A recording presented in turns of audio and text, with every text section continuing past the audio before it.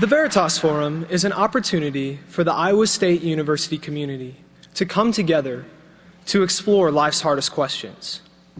The students and campus ministers who have planned this forum are inspired by the idea that Jesus Christ has something relevant to offer our university in its search for knowledge, truth, and significance. We welcome those who bring other backgrounds, perspectives, and commitments to the table and honor all questions, just as we bring questions of our own. Our hope is that this Veritas Forum will not be just an academic exchange of ideas, but rather that it will come out of real community, earnestly exploring questions of real importance. We hope tonight's events will draw all of its participants into real conversations, questions, discussions, stories, and friendships. The Veritas Forum at Iowa State University is co-sponsored with the ISU Committee on Lectures, which is funded by the government student body. It is a partnership of the several campus ministries listed on the next to last page of your program. We wish to thank our sponsors for their financial support. They are listed on the back of your program. We especially want to acknowledge our major sponsors: Great Plains Diesel Technologies, Wilson Toyota Scion, Cornerstone Church, Trinity Christian Reformed Church, ISU Christian Educators Network, InterVarsity Graduate and Faculty Ministries, and the Veritas Forum. We also want to thank the Veritas planning team for their hard work and dedication. The members of the planning team are listed on page 5 of your program. And now, Anne Smiley Oyen, Associate Professor in Kinesiology, will introduce tonight's presenter. Thank you, Jordan.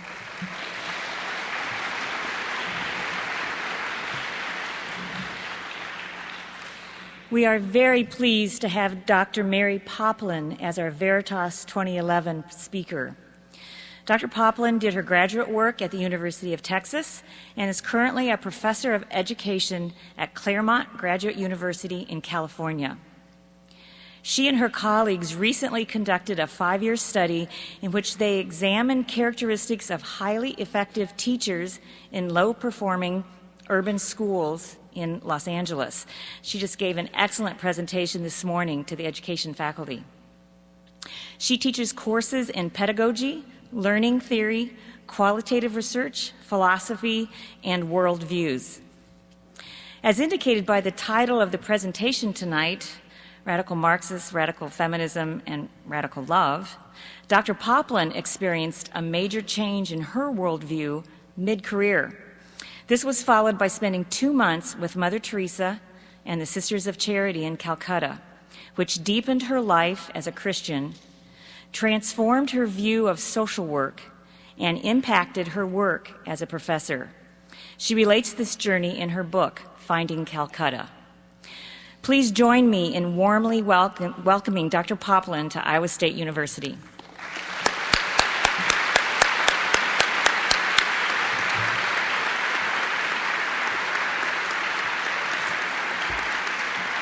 Thank you.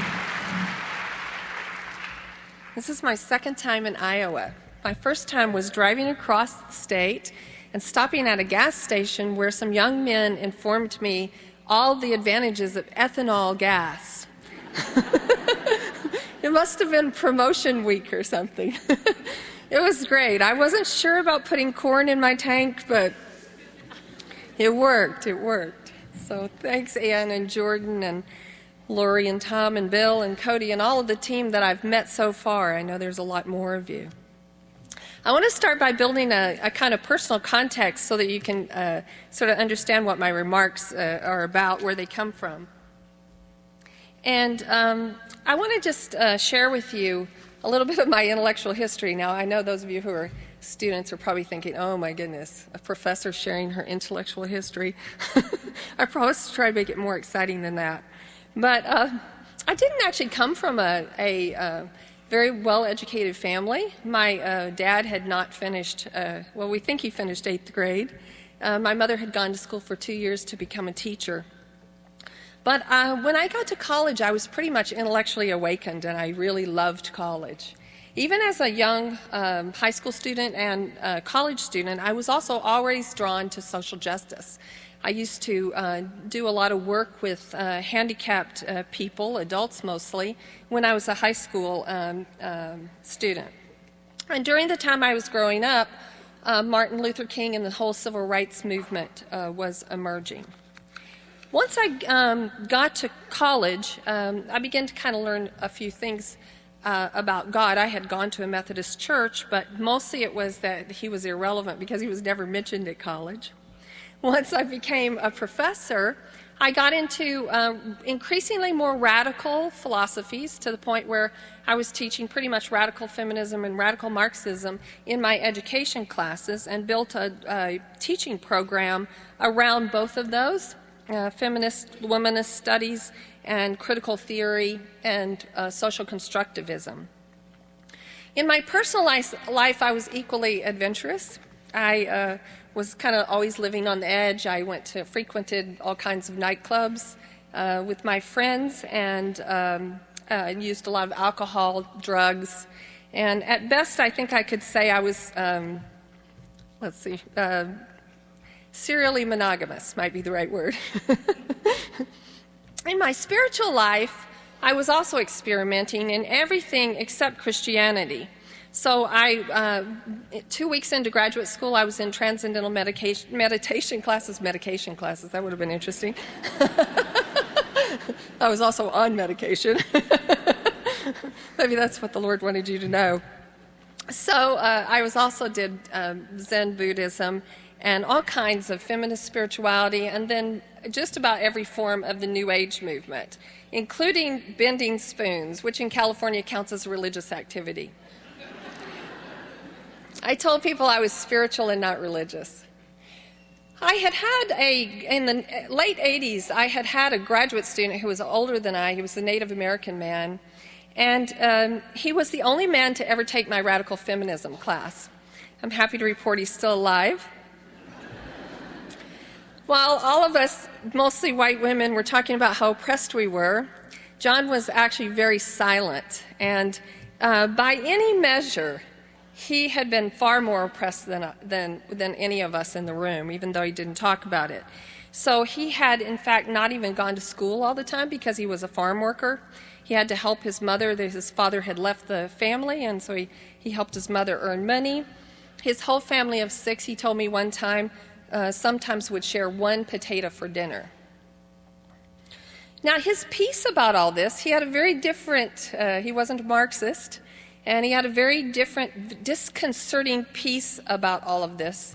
And I was very uncomfortable about it. I was much more comfortable because I understood more about people who felt sort of had gone to Marxism through these experiences.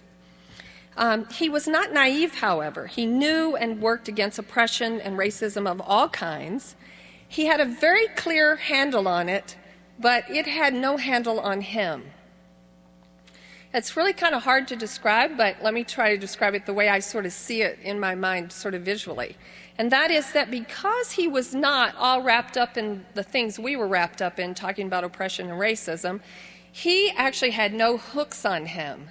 So I sort of imagine him going through life without anything to catch on to him.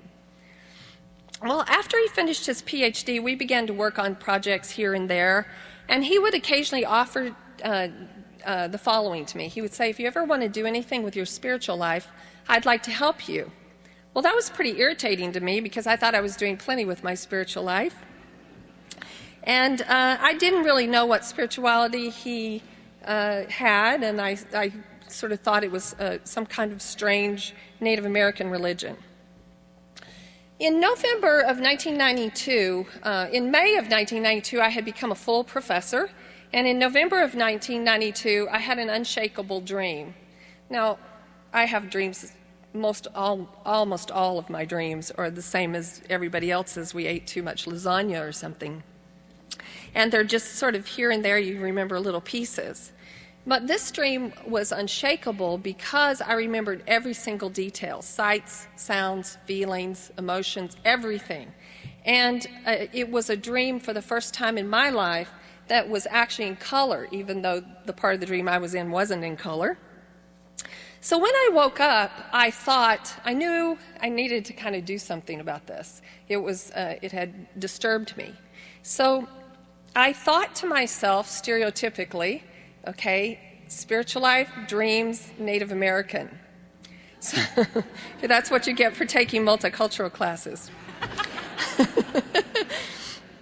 So I called him. He lives in San Diego. I live in Los Angeles. They're about 120 miles apart. And I said, I've had this dream, and I'd like to talk to you about my spiritual life. And he said, why don't we have dinner tonight? And he named a place, a restaurant in between the two cities on the coast. And so I went to dinner. And I began then to very hesitantly and secretly, to tell you the truth, because I was this university professor, still am, believe it or not, and I began to explore Christianity. About a year and a half later, I was at a retreat house, a Catholic charismatic retreat house. It was a Benedictine monastery. It is a Benedictine monastery. And I was just on kind of a private retreat, but the people, the monks said, this afternoon we're going to watch a film about Mother Teresa, and I'm going to show you a piece of that film in just a second. We're going to watch a film about Mother Teresa, and if you don't have anything else to do this afternoon, you want to come watch it, come and watch it. Well, I had never given Mother Teresa any thought whatsoever. However, it was 2 years into my exploring Christianity, and I was beginning to ask myself, what would Christianity have to say about social justice or about my work? Like, what would it add to my work? And when I saw the film, I was really moved by it. I admired her, but she kept talking about Jesus, something I was not yet comfortable with. And the thing that she said in the film that really struck me is she said, our work is not social work, it's religious work.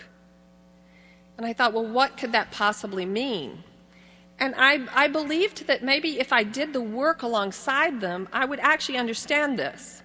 So in the fall of 1995, before I had another sabbatical coming up, I wrote a letter to the Missionaries of Charity and asked if I could come and volunteer.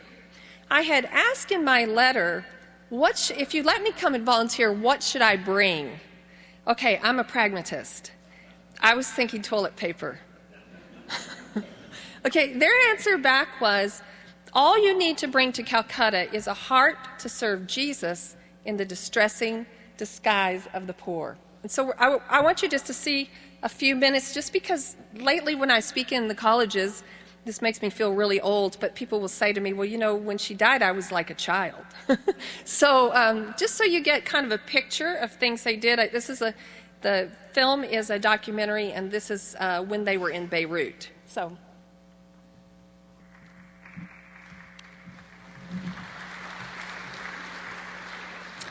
That film is available everywhere. It's by the Petries, and it's narrated by Richard Attenborough. So I encourage those of you who are interested to see more to get that film.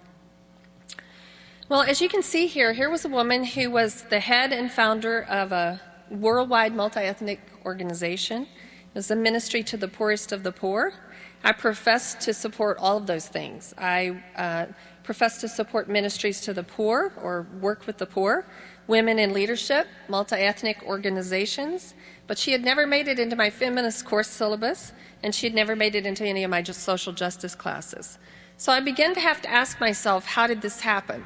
Was it because she was Christian? Was it because she was Catholic? Was it because she was a nun? Was it because she just talked too much about Jesus? Now, most people interpret Mother Teresa and think about her mostly as a good humanist, just maybe even an extraordinary humanist. She's more comfortable to us that way. It gives us a feeling that we could be sort of just like her if we really wanted to. Well, I began to try to write the stories and the experiences I had had there, and I was very conscious of how my colleagues would read it and how people who were not Christian would read it. And so I was really trying to write her up from a sort of secular humanist position. but because I thought she'd be less offensive that way. But I suddenly came to this intellectual crisis where I realized that I was actually lying about her. Todd Lake, who graduated from Harvard the day that Mother Teresa was the speaker at the graduation exercises, explained my dilemma like this. It was also his experience. I remember Mother Teresa's speech on the steps of Memorial Church at Class Day exercises in 1982, where she talked of Jesus incessantly. I mean incessantly. And she even quoted that verse, John 3:16, already known to most of us thanks to the signs in the end zone bleachers. But in a triumph of brilliant editing, Harvard Magazine's account managed to report almost the entire Mother Teresa speech without once hinting that she might have even mentioned Jesus. We all sensed he could be trouble, and we wanted to make sure he never became a live issue again. Well, eventually I stopped trying to exorcise her faith and to write the book as best as I could from her worldview. So let me just give you a few examples of how that worldview is different from what we assume about her. At Mother Teresa's, we started with Mass every morning at the Mother House. She said we take Jesus from the altar to meet Jesus in the streets. And I always tried to get there early because I knew right where she'd sit. She placed her body in between her sisters and the volunteers, which is kind of interesting. And I thought if I would get there early and sit close to her, maybe something nice would rub off on me. I think I only got her crooked fingers, but anyway. One day at Mass, a very well-dressed Indian woman came into the Mass after it was already going, and she walked in, she found Mother Teresa, and she began to bow to Mother Teresa and to kiss her feet. We were all sitting on the floor because there was no pews or chairs in the missionaries' chapels. Mother Teresa became very disturbed at this, and she talked to the woman in some Indian language, probably Bengali, and then the woman didn't stop, and so she actually took the woman's hands away from her, and she pointed them to the crucifix at the front wall, and she said, it's him, give your thanks to him. Well, at that, the woman kind of pulled back, and she looked at Mother Teresa, and then she looked at the crucifix, and she looked back at Mother Teresa, and she looked at the crucifix, and then she sat there for a minute, and then she left. Mother Teresa called herself a pencil in God's hand. And very few people know this, but Mother Teresa and the Missionaries of Charity did not consider the work that we just saw their first work. They considered that their first work was to belong to Jesus and to have such a strong prayer life that he would always be working through them. So one of the reasons that you see as you transition from the place where the children were in Beirut to the place where they took them, there was that kind of peace in all their homes. It's like everything becomes very quiet. And you see that the Missionaries of Charity don't talk a lot, even to one another, and maybe even especially to one another. What they're doing as they tend people is praying. So that woman with the last child who's having the seizure, that sister is actually praying as she works and helps that child. The missionaries' work is not only difficult, but to tell you the truth, it's a bit monotonous. I mean, all they really do is clean feed, tend, clean feed, give medicine, things like that. Mother Teresa said that you needed a big push from above to maintain the work, because a lot of her sisters actually had degrees, like in nursing and other degrees. In fact, the heiress to the Lipton Tea Company was a missionary of charity, and she was there in Calcutta. Well, let's look at the second thing. How did Mother Teresa decide to do what she did? Now, Mother Teresa was originally a social studies teacher. She was at the Sisters of Loretto, and they had a school and a convent in a wealthy suburb of Calcutta, and she had been there for 18 years. She didn't just decide to go out and serve the poor. She was on her way to a retreat when she was 36 years old, and she was on a train when the first vision happened. She had 3 mystical visions where Jesus actually spoke to her from the cross. And he gave her exactly the plan that he was calling her to do. He wanted her to do 4 things. He wanted her to develop an order of Indian nuns to serve Indian people. And he didn't want them to have to become sort of Europeanized. He didn't want them to become, as she called it, MIMS, which was a somewhat derogatory term for European people, women in India. So, second, he wanted them to go into the deepest, darkest holes of the poor, of the poorest of the poor, to take him because he had no one to take him there. And third, he didn't want them to have to come to them, so he wanted them to go to the poor and not make the poor come to them. So Mother Teresa and the Missionaries of Charity always live in the very poorest communities. And the missionaries call themselves living sacrifices. And fourth, he called them to serve only the poorest of the poor that were not going to get services from anyone else. So let's look at divine providence. Mother Teresa and the Missionaries of Charity believed so much in divine providence that they still had then and still have, a constitution that forbids their ever asking for money. So if you ever get anything in the mail that says, give to the Missionaries of Charity, you'll know it didn't come from the Missionaries of Charity. And the reason they forbid asking for money is they believed that as long as they were doing the work of God, the work he had called them to do, it was his job to pay for it. So she would get these checks from different people all over the world. And finally she had a bank account at the Vatican and sort of got some help managing it. But Christopher Hitchens, the arch-atheist of America, or at least one of them, the arch-atheist of America, had written this really nasty book about Mother Teresa, and it had come out exactly the year that I was in Calcutta. Now, I knew she knew about the book because it was actually one of her sisters who told me about the book, and of course I went down and bought it and read it. And one of his complaints is that she took money from the politically incorrect and or even the politically corrupt. So one example was she had taken $1 million from Charles Keating, who was part of the savings and loan scandal in California, which probably looks like robbing a piggy bank right now, but at that time it was a big scandal. Well, Mother Teresa and the Missionaries of Charity do not read the newspaper. They don't read the Wall Street Journal, the London Times. They just don't do this. They just presume that the money that they get is actually from God. No matter who it's actually from God.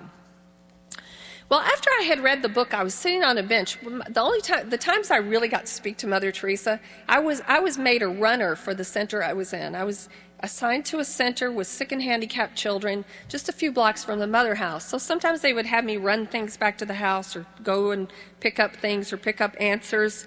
And so I was sitting there on a bench, and she came out and she started telling myself and an Indian priest that some university students, Hindu students from the university, had come and left her and given her some money.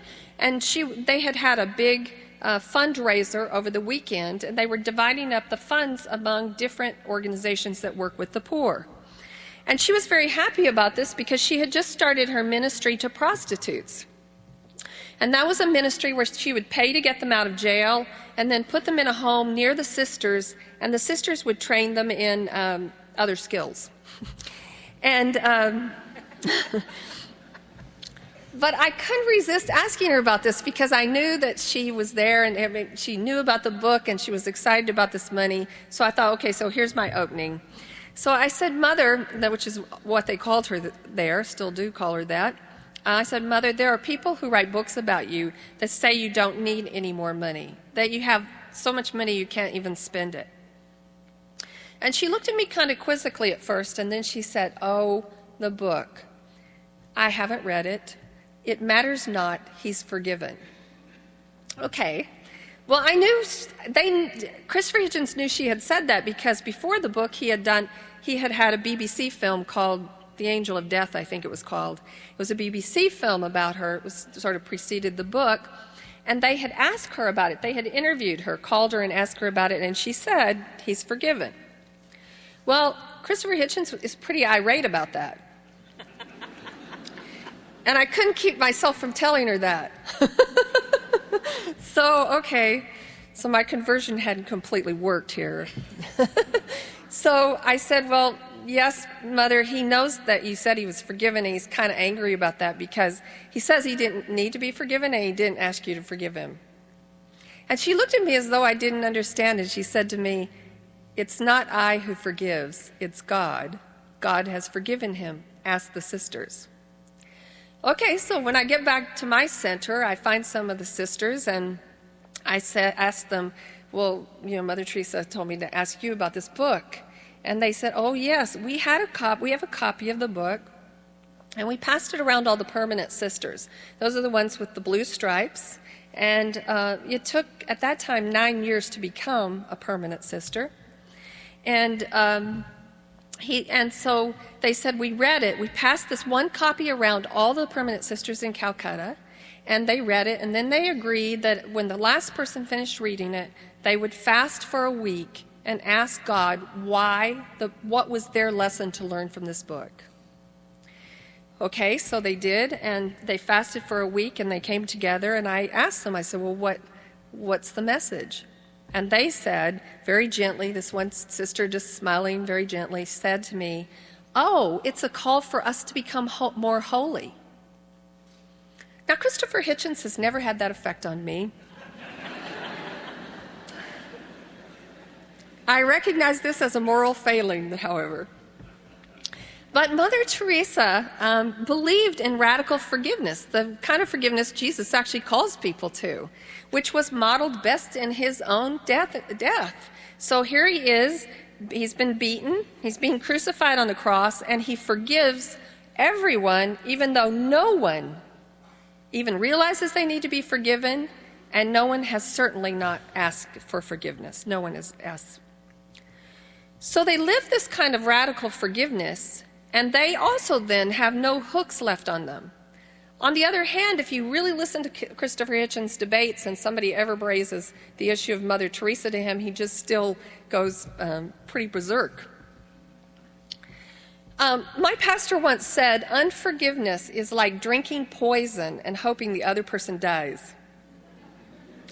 And that's pretty much, I think that's a great line. I mean, every single one of us can think of somebody in our lives who has not forgiven someone, and it's destroying their life. You can just see it.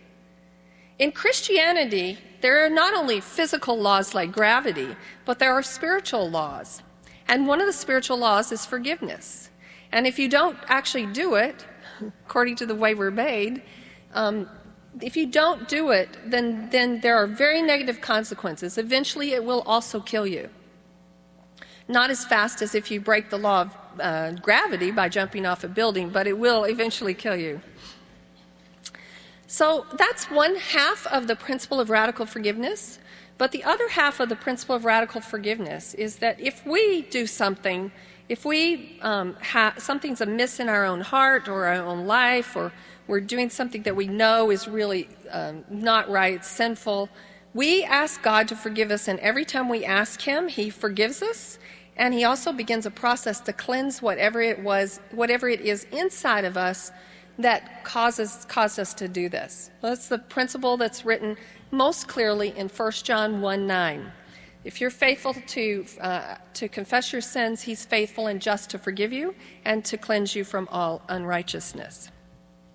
So I want to give you a very personal example of this part of forgiveness for me. When I became a Christian, I began to grieve over 2 abortions I had had.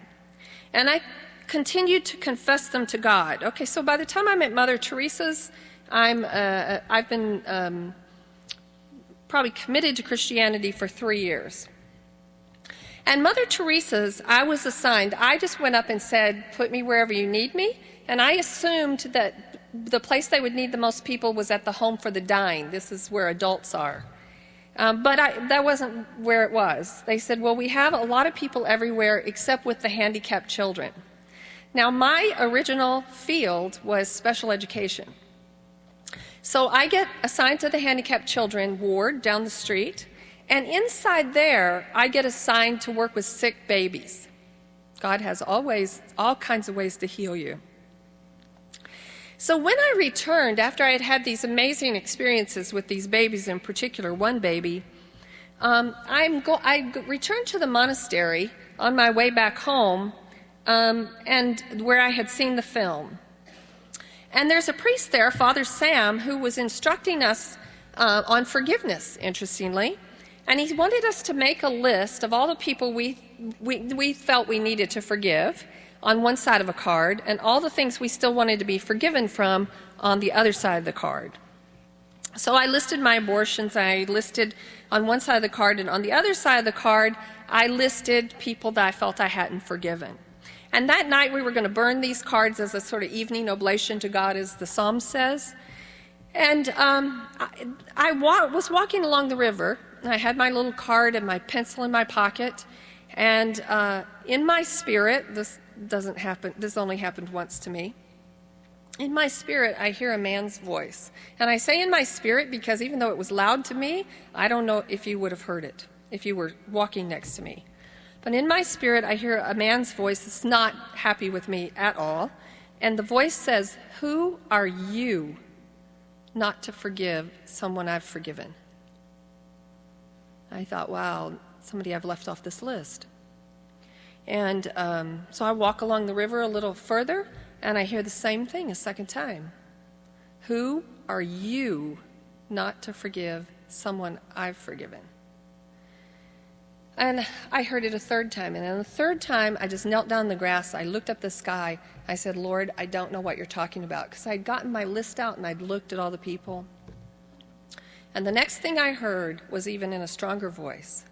And the voice said, "I forgave you the first time you asked, and I don't want you to ask me again."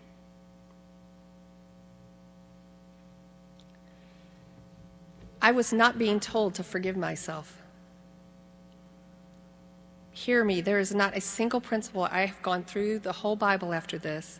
There's not a single Christian principle in the scriptures, and there's not a single biblical reference that suggests that anybody in the Bible ever forgave themselves for anything. Self-forgiveness is a secular psychological principle. I personally believe, from my own experience, it is not even possible to do it. So while the scriptures assured me that I was forgiven because I had confessed it, I felt I didn't deserve it yet. So I kept trying to work it off. So one minute I'd be sure I had done it, and the next minute I wasn't sure. And what the Lord was telling me is, who are you? Who was I to make that decision? I didn't even have that authority. I have no authority to forgive myself. It was like the Lord was saying, stop binding yourself. I've already set you free. Go. Well, let's look briefly at the secular principles of psychology. For personal psychological struggles, you can use psychoanalytic methods where you relive parts of your life and you seek to understand the actions and the consequences and kind of rename them in psychological terms, the id, the ego, the superego, or diagnose it as a condition like codependence, for example. So in psychoanalysis, as in all the secular psychological theories, we are actually working our way through our own problem with our own mind. In cognitive behavior modification, you just realize what you're saying to yourself, and then you decide to give what new message would be more productive for you to tell yourself, and so you go there. Or you might try positive psychology, where you kind of ignore a lot of that, and you focus on the goal for your life, the sort of what's your calling going to be. And although in the most egregious situations, this is a lot more challenging than it sounds on the pages of psychology text. Well, recently, secular psychology has become very interested in the concept of forgiveness. And there's actually a number of studies you can find in psychological journals about forgiveness, and even about forgiveness among different groups of people. And what they find is that people who are Christian in particular tend to forgive other people more. So one of the best studies by Krauss and Ellison, it's a very large study where they studied older people, because that's where they sort of see whether or not people have forgiven other people or not. And here's a quote from them about what their statistics revealed. And note the word feel in here so many times. Okay, quote, older people who feel they are forgiven by God are approximately 2.5 times more likely to feel that a transgressor should be forgiven unconditionally than older people who do not feel they're forgiven by God. Okay? But now let's listen to the way the authors actually summarize this study. Now bear with me, it's how psychological research studies sound, but just sort of get the gist of it. Finally, as noted earlier, official church doctrines advocate forgiving others and seeking forgiveness from God. Yet we know relatively little about these theological issues and how they're brought into practice in daily life. 2 intriguing leads are provided in the literature. First, a recent study by Withrow suggests that small formal groups in the church, such as a prayer group and Bible study groups, might promote forgiveness of others. Second, research indicates that the general psychosocial climate of the congregation may have an important influence on the thought and behavior of church members. Because the general psychosocial climate of the church is likely to affect the way that prayer groups and Bible studies are run, comparing and contrasting these 2 institutional influences may provide valuable insight into the factors that encourage people to be more forgiving of others. So what has happened here? You will note that this is no longer about God. He's completely absent from the picture. We've dropped God for 2 intriguing leads. And we're getting ready to develop a psychosocial environment, a secular psychosocial environment where people can begin to forgive one another. This is no longer about God, it's all about feelings and sociology. This is a perfect example of what philosopher Dallas Willard calls the calamity of displacing the central points of Christian knowledge into the domain of mere faith, sentiment, tradition, ritual, or power. If forgiveness, as it's described and practiced in Christianity, is true, that is, if God forgives and cleanses us, secular psychology will be limited at best. If the way we're made is the way that biblical biblical teachings regard it, then this is not going to be very successful. Our resistance to engaging spiritual transactions leaves higher education, psychology in this case, bound in a secular imperative that not only limits our minds, but it diminishes our search for truth and for progress. To the authors of this study, there has been no spiritual transaction between their subjects and a living God. It's a psychosocial thing. It reduces, the secular imperative reduces all our philosophies, theories, and research to its lowest common denominator. We can now design therapy groups in a particular kind of psychosocial environment. Well, one of the last things Mother Teresa said to me, and this is where the title of the book comes from, is God doesn't call everybody to work with the poor like He calls us. And He doesn't call everybody to live poor like He calls us. But God does call everybody to a Calcutta. And then she pointed that little crooked finger at me, and she pointed it right in my face because I was sitting and she was standing and we were the same height. And she said to me, "You have to find yours."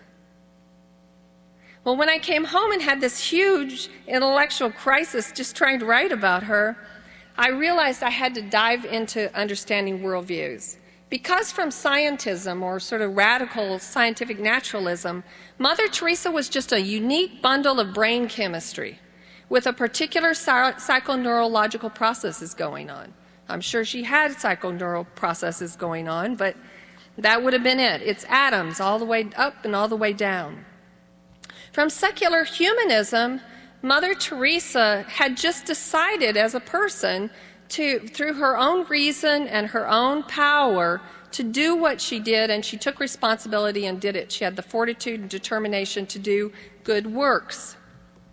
Both worldviews would have added the caveat that it was unfortunate that she had this myth of believing God in there. So to scientism, the belief in God was probably just a leftover from evolution, or it was this sort of psychoneural glitch that still exists in the human race. From secular humanism, it was like a wish fulfillment from Freud, or an opiate. She was using it as an opiate for the poor, if you look at Marxism. From pantheism, which in the United States is sort of a mix of Eastern religion and the New Age movement, things I was pretty deeply involved in, Mother Teresa would have just been a more highly evolved soul. She would have had a strong spiritual connection to the divine that's in all of us and in all of the world. So let me conclude by saying this. This radical secularization of the academy has led to 4 major problems that you can see, I believe, in the university that's pretty much bankrupted it.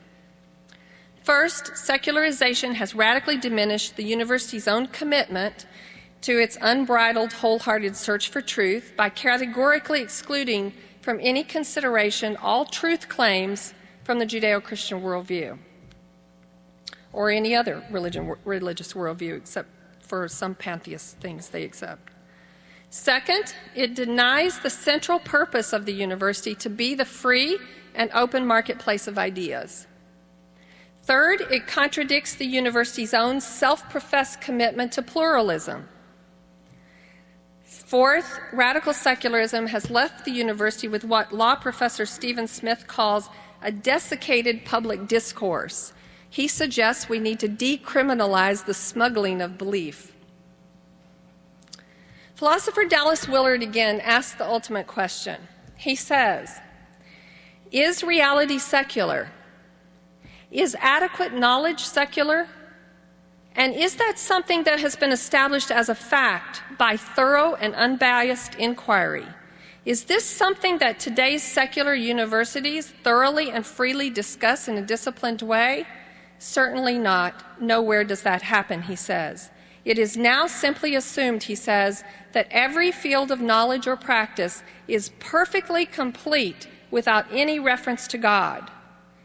He says, this may be logically possible that this assumption is true, but is it true? The bottom line is this. I teach PhD students. They're getting the highest degree that you can get.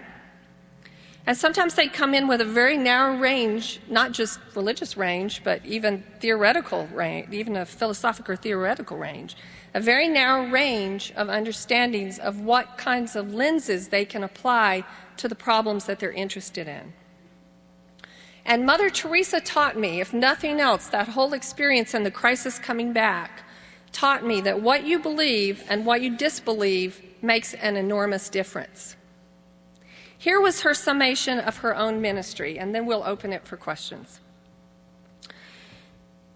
We, the missionaries of charity, carry out an offensive of love, of prayer, of sacrifice on behalf of the poorest of the poor. We want to conquer the world through love and thus bring to everyone's heart the love of God and the proof that God loves the world. That was radical love. That was Mother Teresa. Thank you.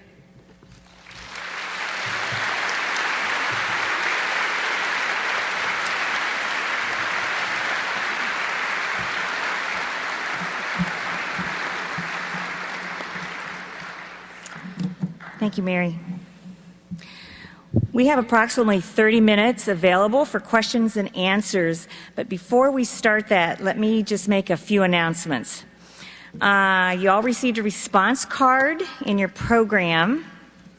If you take that out and fill it out,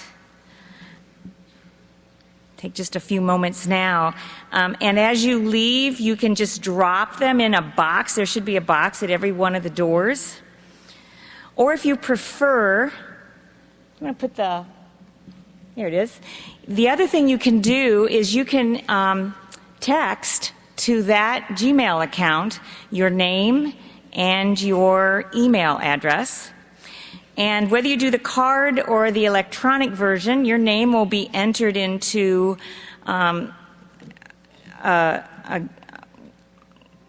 we're going to pick names, and you'll get assigned, some people will get a signed copy of Finding Calcutta. The other thing that you can use that Gmail account for is to ask questions. So if you don't want to go to one of the two microphones, but you do have a question, you can text it, and Jordan is going to pick those questions up, and we will try to get through some of those questions tonight also. I also want to remind you that there will be a session tomorrow noon. If you notice in your program, it's in the Cardinal Room in the Memorial Union. It's focused more on faculty in terms of our calling to be light and salt. Certainly others are invited, and grad students who are planning on a career in academia are also cordially invited. There's also a 5 o'clock session tomorrow focused more on students. It's in the sunroom at the Union, and Dr. Poplin will talk more about worldviews and how that affects what you're being taught here. We also have some follow-up panels, so this is not going to be just a one-time event, but we're going to have one panel every week from next week on to about Thanksgiving, where two faculty members or maybe some people in the community, business people, or some staff here at the university are going to talk about our Calcutta, our calling. Why are we doing what we're doing in terms of our work and our walk with Jesus? The first one will be next Wednesday at noon in the Union, in the Gold Room. Dr. Alex Tuckness, a professor in political science, will be on the panel, as will I. All the other panels will be either on Tuesday or Wednesday over the noon hour in the Union. And we don't have them all scheduled with people yet, but if you go to Veritas Forum ISU on Facebook, we'll post who is going to be on the panel and the particular time and location. They'll all be in the Union, though, and always over noon hour. We also have book clubs, which you'll notice in here. Any follow-up book clubs will also be announced on Facebook. After the question and answer time is done, Dr. Poplin will be available at the back, at the main level, to talk with you, to sign books, and just interact further with other questions. So we have 2 microphones, one on either side. If you would like to go to the microphones, we are open to questions.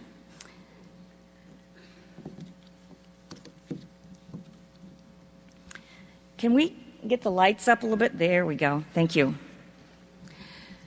I actually have a question while they're coming to the microphone. Would you say just a little bit more about your trip from LA to the dinner that night? You mentioned that this gentleman was Native American and it was spiritual. Yeah. But I don't think, well, you tell us. Well, the thing that I remember is I didn't know his spiritual background. I didn't even know it afterwards. I didn't know it actually for several months later. I assumed he was in some sort of Native American religion. And so on the way there, I'm thinking that I'm going to be sent to like a sweat lodge.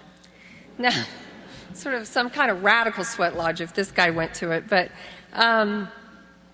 and so when I told him the dream, he actually asked me if I had a Bible.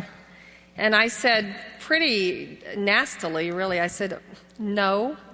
And he said, well, I know where we can get one. And he said, I think that if you'd read 5 Psalms a day and 1 book of Proverbs, then that might be helpful. So we go and I get the Bible, and then what happens is that as I'm getting in my car, he said, well, since it was Jesus in your dream, you might want to start reading the New Testament, but just if you want to.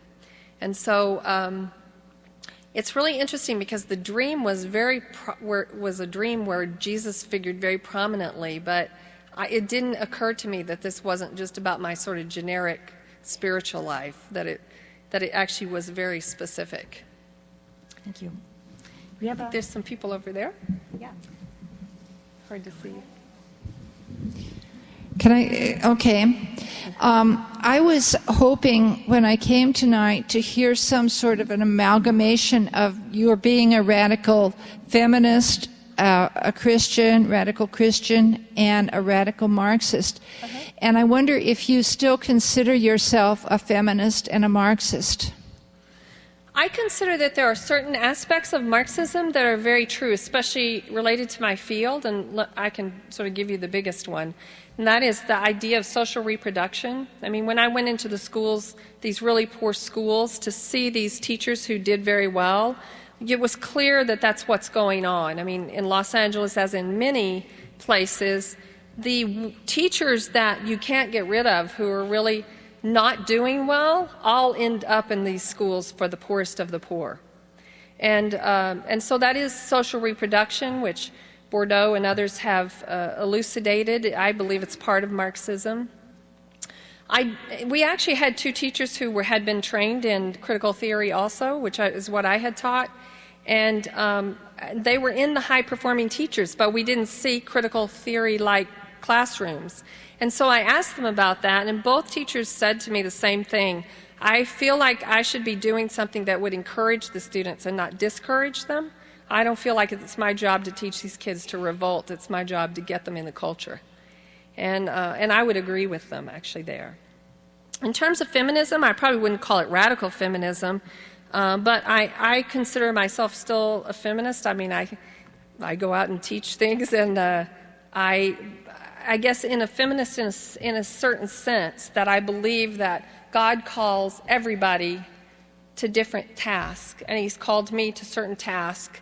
And, in the Bible I see Deborah, I see Esther, I see all kinds of people, all kinds of women doing pretty extraordinary things. And so I know that that's possible and that that's there. I also believe biblically that and this is definitely doesn't come from feminism, that men and women have roles together, and that those roles are pretty clearly defined, and that and I think that the way we've defined it in feminism, some of those roles, has been to sort of look at them as lesser roles, like motherhood, for example, and I find that that's problematic.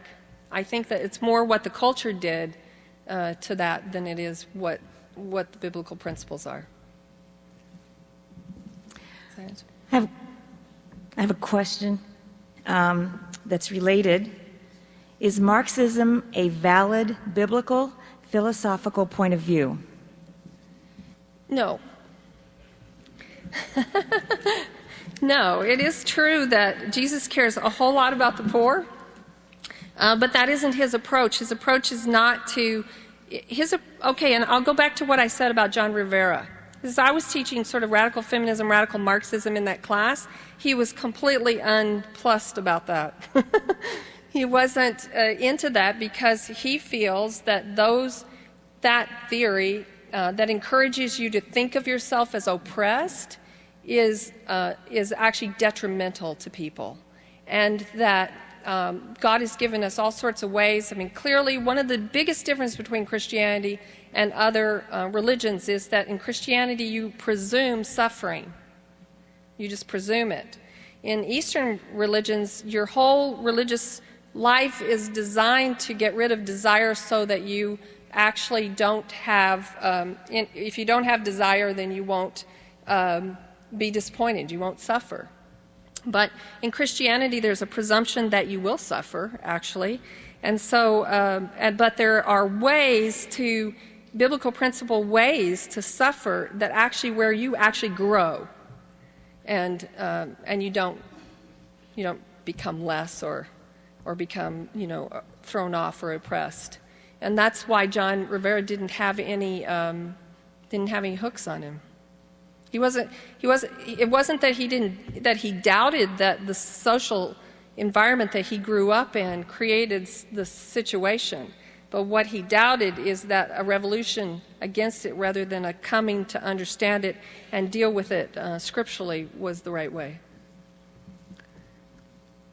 I'm an educator. Okay. And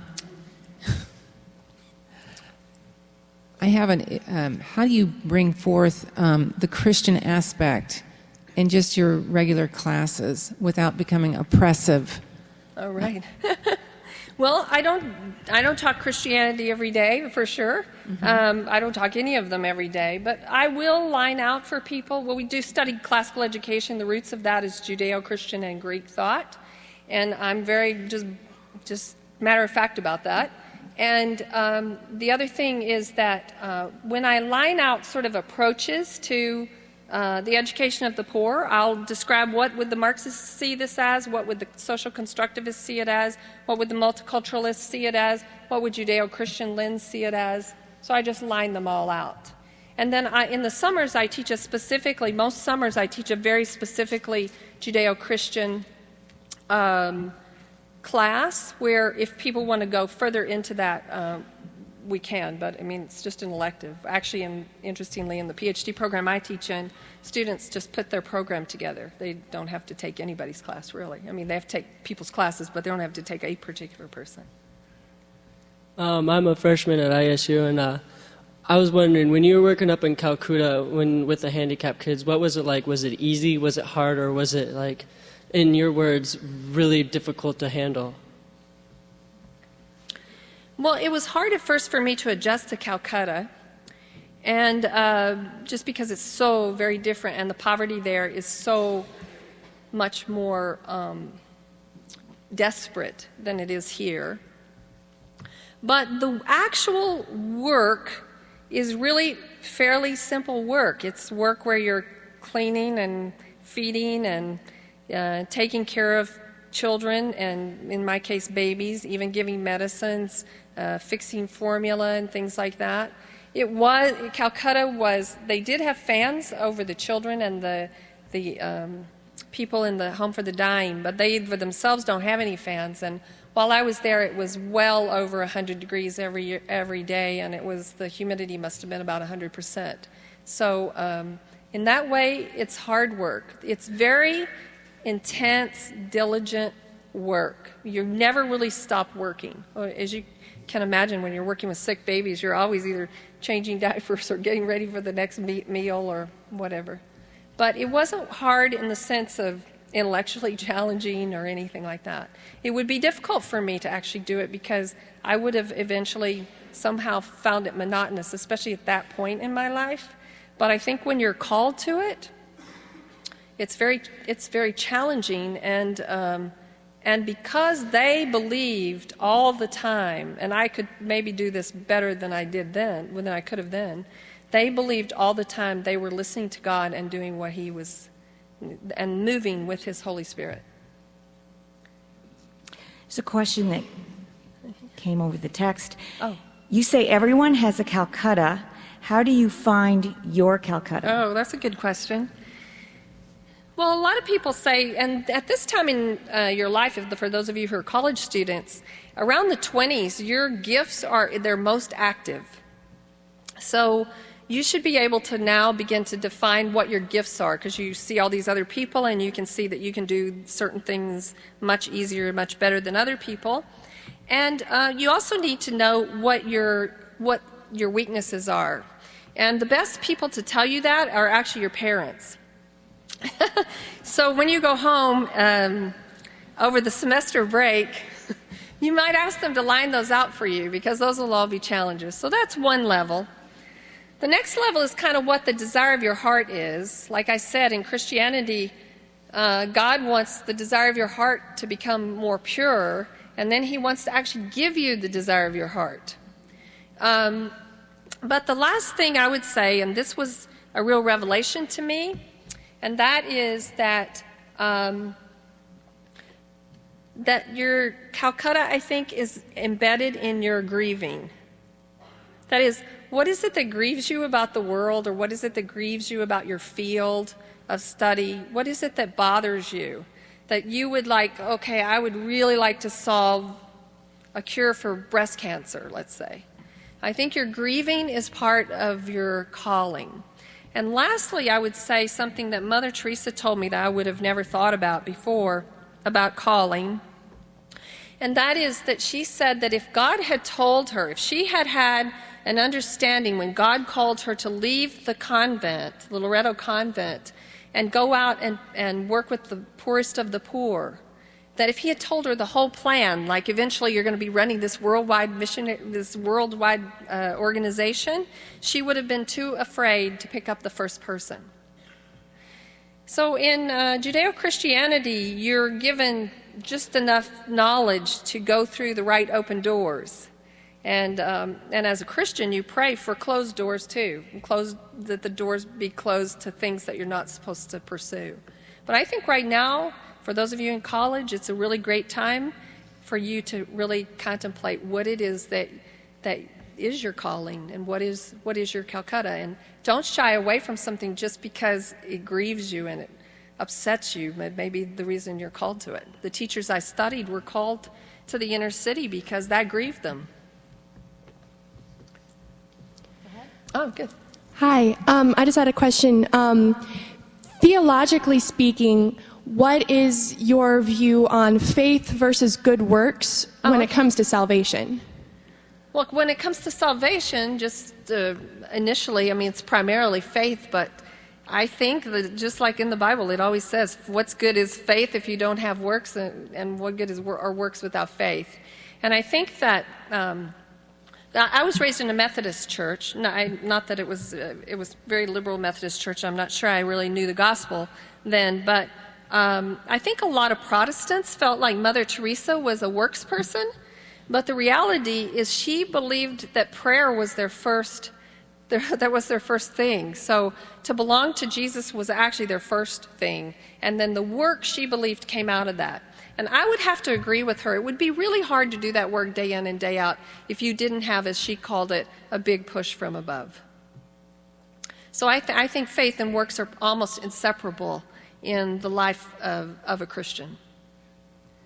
Okay, go ahead. Hi, you mentioned words like being a Christian, faith, salvation. Could you just explain really simply what it means to be a Christian, or the gospel Wow. per se?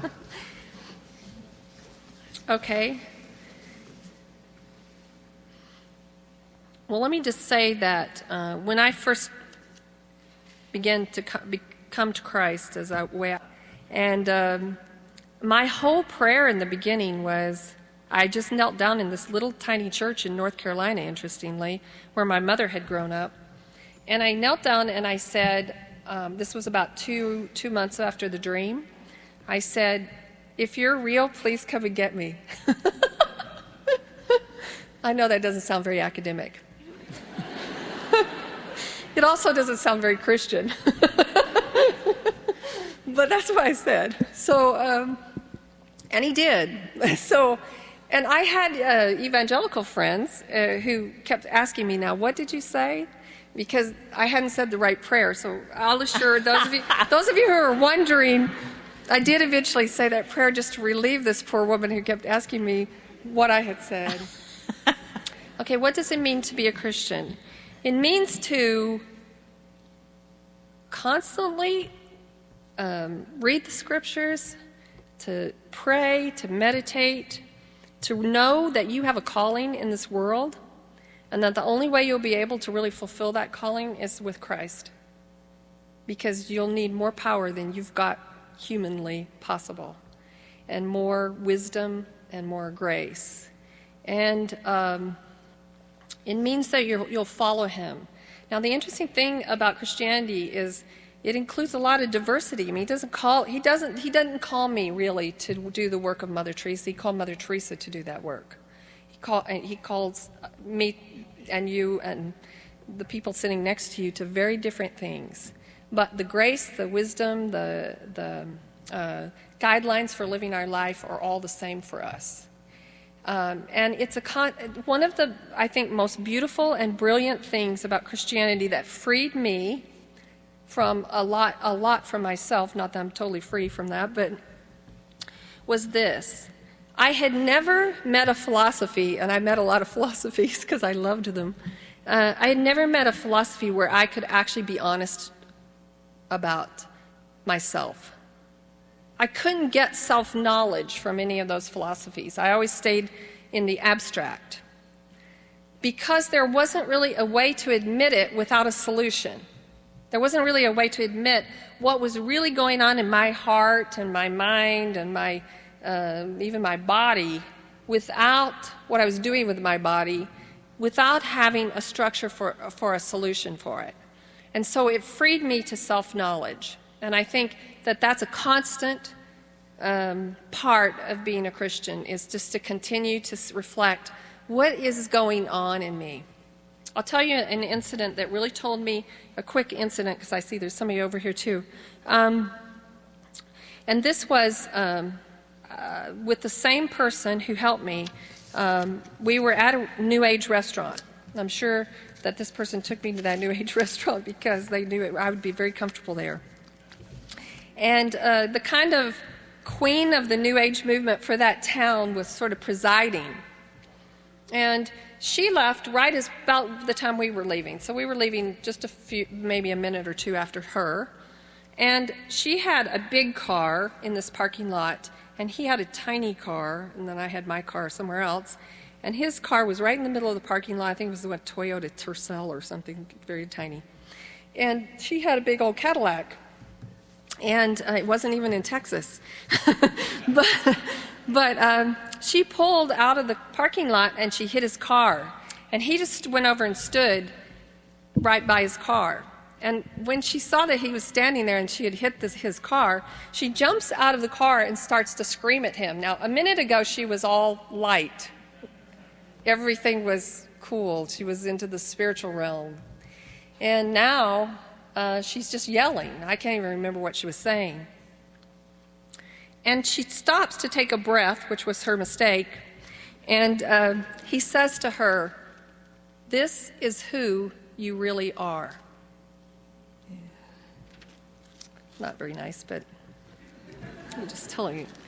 Okay, and then she gets worse, right? It didn't help. It didn't make things better. So she gets worse, and she takes another breath, and he says the same thing to her. Just exactly, no expression, no emotion, nothing. He's not even asking about his car. He's not even thinking about it. So this is who you really are. And when he said that, I remember in my heart saying, this is who I really am too. I'm always convincing myself that because I'm a Marxist, I'm a really great person, and because I'm a feminist and all these things, but this is really who I am. When push comes to shove and I get backed into a corner, this is who I am. And the only way I know that the only way I've seen people really approach that, or the people I've seen who approach it the best, are people who follow Christ. That's a long answer, and probably not a very complete one, actually. But I have, actually, before we go to you, I have a text question. Okay. Have you changed your curriculum since your experiences? Do you ever encourage your students to seek a relationship with Christ? I never do that in a class, but I'm pretty well known at the university. I mean, as one of my atheist students said to my class one day, the first day of class, you should Google her. I don't know if that worked to my advantage or disadvantage, but they know who I am. They know what I believe. Calcutta's out there. There's all kinds of things out there. And I have students who do come to me and want to really talk about their life. Some of them have been Christian and aren't anymore. Some have never been Christian. Some are just desperate for someone to listen to them.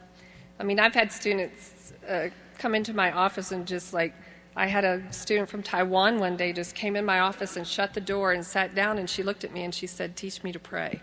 I mean, it's like, where does that come from? It's the Holy Spirit draws the right people. I've never said in class, if you ever want to talk about Jesus, come see me. Did it change your curriculum? I mean, did it change what you teach? It changed my curriculum in the sense that I'm very careful to show all the worldviews, including Judeo-Christianity now. Much more careful. I'm not into my own little, what's the philosophy of the moment for me. Okay. My question's kind of a twofold question. Okay. One, you talked about, like, in your younger days, how you would become a radical Marxist and a radical feminist. Mm-hmm. Were there any personal, like, experiences that you can, like, mention that led you to that in your early years? And then the second part of my question is, when you were spending that time with Mother Teresa, you had brought up social justice. What differences, if any, do you find in the definition of Mother Teresa's social justice and the social justice definition from the political aspect of things? Okay. All right. Those are great questions. I think the reason I went originally toward Marxism and everything is I just wanted to go through a rebellion. I wanted to be on the trendy, progressive end of the social sciences, and that's where they were. And I really was attracted to philosophies and different theories, increasingly radical. So it was more than a personal exploration. It was more like a personal revolt. The interesting thing is there were millions of us doing it, which never occurred to me that I wasn't the only one. But or even one of few. I was actually most of the place was going that way. So, secondly, how is justice different than social justice? Okay, social justice is primarily about equality and about revolution. It's about sort of a socialistic view of things generally. And the word equality, interestingly, only appears in the Bible once, and that's when Paul says Jesus did not consider it that he had the equality with God. The word in the Bible is equity. And you and I both know that, for example, the children in the inner city schools need more help. They don't need the same help. They need more. And equity is the principle there. But also, the biggest thing I think that's different is in Christianity, justice is always tied to righteousness. So that you would have to assume after you read the Bible, and there are many, many scriptures, just one that reappears several times is justice and righteousness are the foundations of his throne. So you'd have to presume if you weren't trying to live a righteous life, you wouldn't be living a just life, and vice versa. There's a lot about justice in the Bible, but it is very different. It doesn't come at it from a from a political standpoint, as much as it comes from, like Mother Teresa said, 1, 1, 1, 1, 1, 2, 1, 2. It comes from more of a personal commitment, and so it is a little less political. I'm not saying that people in Christianity are not called to politics, because some people are called to politics. In whether they're Democrat or Republican, they're called to politics, to work in some little area, or they might be in the State Department or something.